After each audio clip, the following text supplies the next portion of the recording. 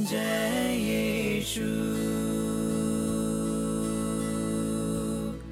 जय यीशु।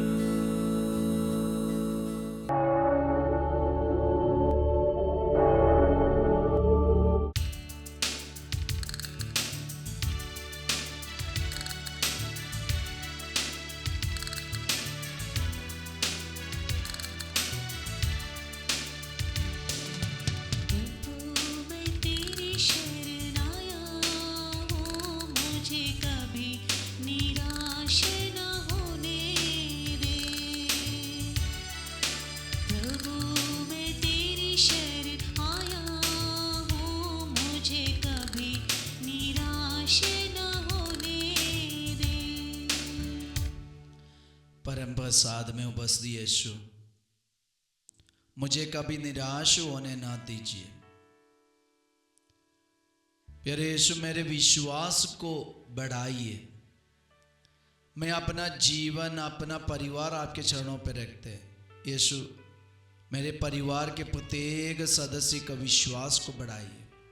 मुझसे जुड़े हुए सारे लोगों का विश्वास को बढ़ाइए, ताकि हम सब आपके प्रतिज्ञाओं पर विश्वास रहकर, आशा रहकर हम आगे बढ़े। हमारे जीवन के निराशाजनक परिस्थिति में भी आशा रहकर, विश्वास रहकर हम आगे बढ़े। यीशु की माँ, हमारे लिए प्रार्थना कीजिए। प्रणाम मरिया, कृपा पूर्ण है, प्रभु तेरे साथ है, धन्य तो स्त्रियों में और धन्य तेरे गर्भ का फल यीशु। हे संत मरिया, परमेश्वर की माँ, प्रार्थना कर हम पापियों के लिए अब और हमारे मरने के समय आमीन। Hallelujah, hallelujah. यीशु की स्तुति हो, यीशु की स्तुति हो, यीशु की आराधना हो, यीशु की आराधना हो। Hallelujah, hallelujah, hallelujah. हालेलुया। रोमियों का पत्र अध्याय 4 वचन संख्या 13 से ईश्वर का वचन है। ईश्वर ने इब्राहिम और उनके वंश से प्रतिज्ञा की कि वे पृथ्वी के उत्तराधिकारी होंगे। ये इसलिए नहीं हुआ कि इब्राहिम ने संहिता का पालन किया, बल्कि इसलिए कि उन्होंने विश्वास किया और ईश्वर ने उन्हें धार्मिक माना। हालेलुया। तो आज हम वचन में पढ़ते हैं, ईश्वर ने इब्राहिम को कैसे धार्मिक माना।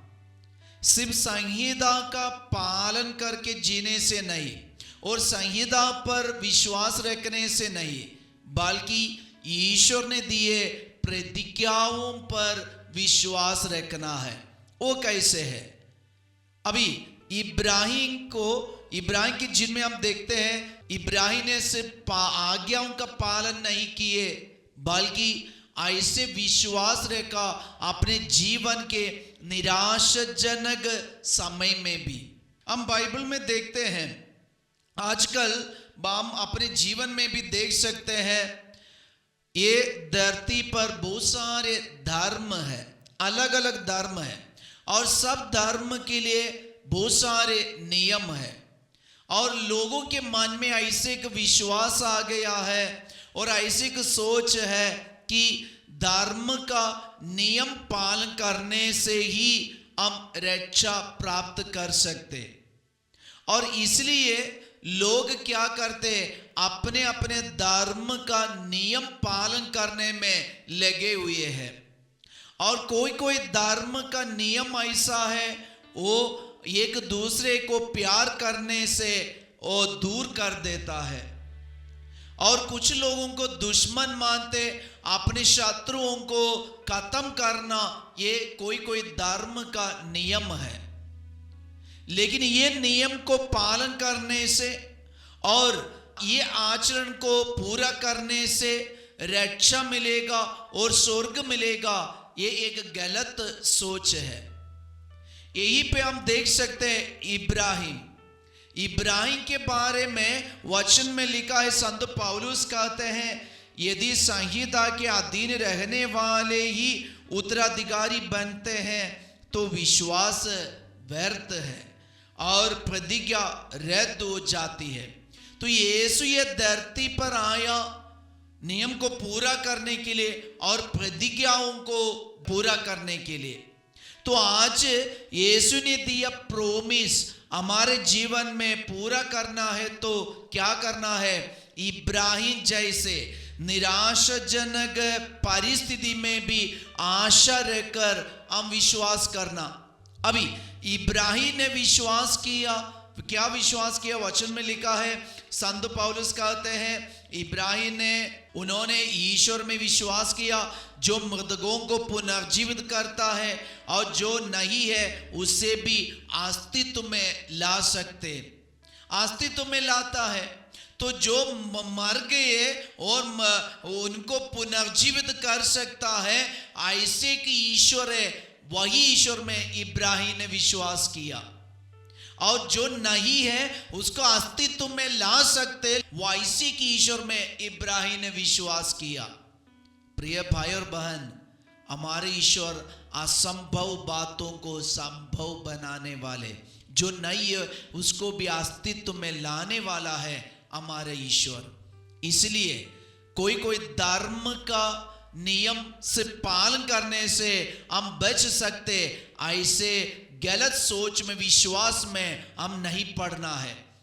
इसलिए आजकल लोग क्या करते हैं, ये लोग अपने धर्म का नियम पूरा करने के लिए बहुत सारे पैसा खर्चा करते, होम चढ़ाते, बेली चढ़ाते और कभी कभी ऐसे नन्हे मुन्ने बच्चों के साथ दुर्व्यवहार करते हैं। ये सब गलत है, ये विश्वास नहीं है। पक्का विश्वास यही है, सच्चा विश्वास यही है, यीशु ने जो प्रतिज्ञा प्रोमिस हमें दिया है वो प्रोमिस में विश्वास करना।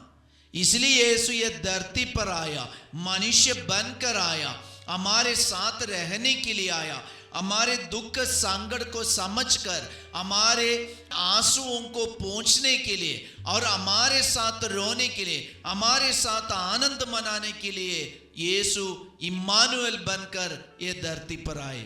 इसलिए एकमात्र ईश्वर में विश्वास करके हम आगे बढ़े, हमारे जीवन के निराशाजनक परिस्थिति में भी आशा रहकर विश्वास के साथ आगे बढ़ने वाले हम बन जाए। इसलिए हम अपने विश्वास से कभी विचलित ना होना, दूसरे लोगों को देकर, उनका आचरण देकर, उनका नियम का पूरा करना देकर और पालन करते देकर हम विचलित नहीं होना। सिर्फ नियमों का पालन करने से मुक्ति नहीं मिलते, बल्कि प्रभु यीशु ये धरती पर आया, जो प्रतिज्ञा में दिया है वो प्रतिज्ञा पर विश्वास रखने से, आचरण करने से हमें मुक्ति मिल सकती है। हम अपने हाथों को जोड़े, हमारे परिवार के लिए हम प्रार्थना करें। प्यारे यीशु, परम प्रसाद में उपस्थित जीवंत मसीह, पवित्र वचन में उपस्थित जीवंत मसीह, हम विश्वास करते जो नहीं है उन्हें आप अस्तित्व में ला सकते हैं और जो असंभव है उसके लिए आप संभव बना सकते हैं। यीशु, हम विश्वास करते हैं, हमें आशीष दीजिए। हमारे दुख संकट में, परेशानी में, हमारी ऐसी परिस्थिति में, हालत में यीशु आप आइए, आशीष दीजिए।